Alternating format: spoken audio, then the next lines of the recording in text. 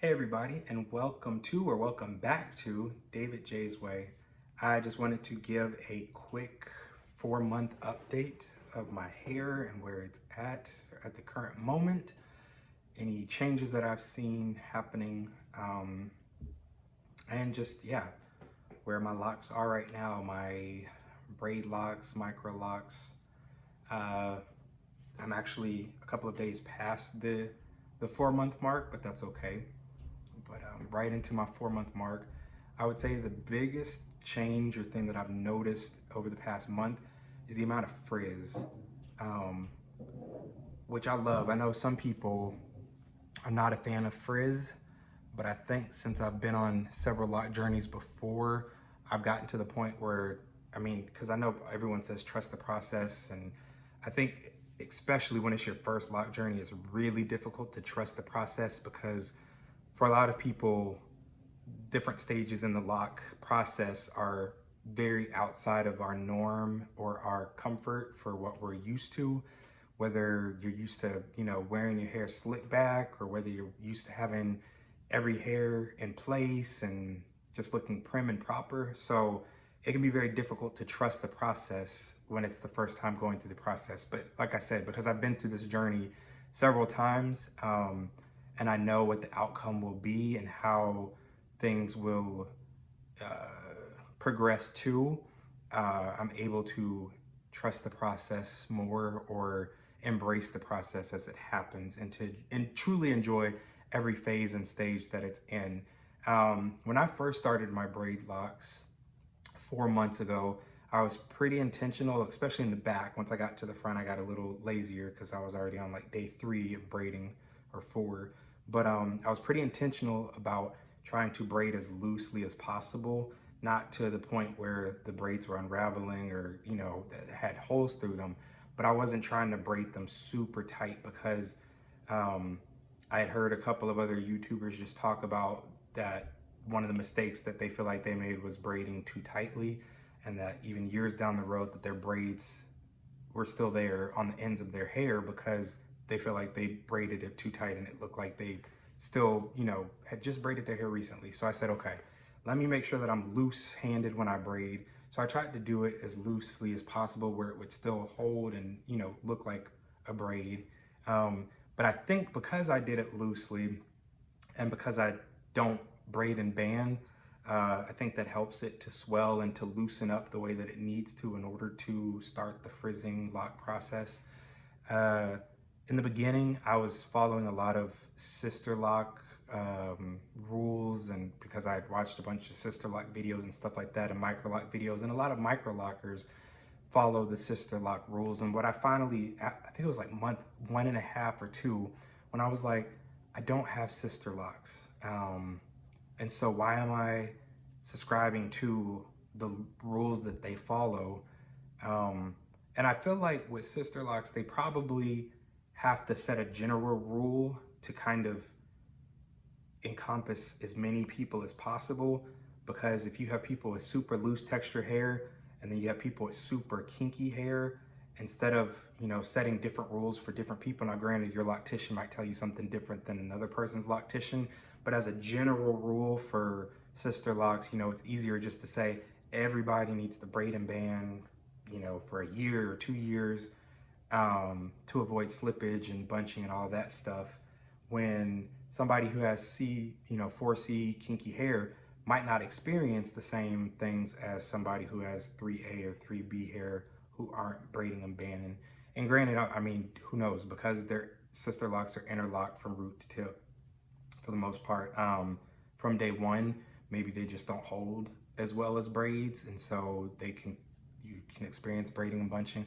All that to say, I've been washing my hair without braiding or banding since about 6 weeks in, and I haven't had any braids unnecessarily unraveling. They are loosening up, but that's what I want, because I don't want tight braids. I want them to loosen up so that they can start getting frizzy and start locking. And so I feel like they're doing what they're supposed to do. But yes, they are getting super frizzy, as you can see. The ones in the back, I feel like tend to progress quicker in the back on the side. I have lint in my hair, but I got lint on my face. But yeah, something else that I've seen, there are some that still have the coily ends so far, and then others that are, the ends are starting to close up, and that don't, you know, have any spring to them anymore. So those are the ones that I can tell are going through the locking process faster. And then I have plenty that are getting these little balls on the end that people tell you, you know, don't pull off, don't pull on them, don't mess with them. So they don't bother me. I just leave them be. Typically, if they're gonna come off, they come off when I'm washing anyways. I don't try to not get them to pop off, but I don't cut them off and I don't pull them off. I just let them be. And if and when they decide to come off, then that's when they come off. But yeah, so I have those popping up on the ends more in month 4. Oops, see, that one's really ready to just coming on by thread, but I'll leave it there for now. But yeah, I think I'm 3 weeks from when I did my retie last. I do self retying. I guess being a DIY microlocker, I'm just one of the types that I have the means and the time to do it myself. And so I've never been one for paying someone else to do something I can do myself. But I 100% understand people who are just like, time is money. I don't have time to sit there and do it. But for me, I typically get my reties done in 2 days. And that's, you know, after we put our daughters to bed, maybe 2 hours, 2 or 3 hours a night. We'll say, yeah, we'll go on the longer end. We'll say 3.5 hours at the end of the night, just sitting there watching, you know, some things, and I'll do my reties.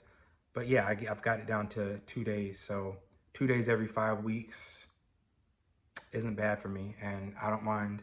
And then I feel like I can take a sense of pride in my hair that I started it myself, that I'm interlocking myself.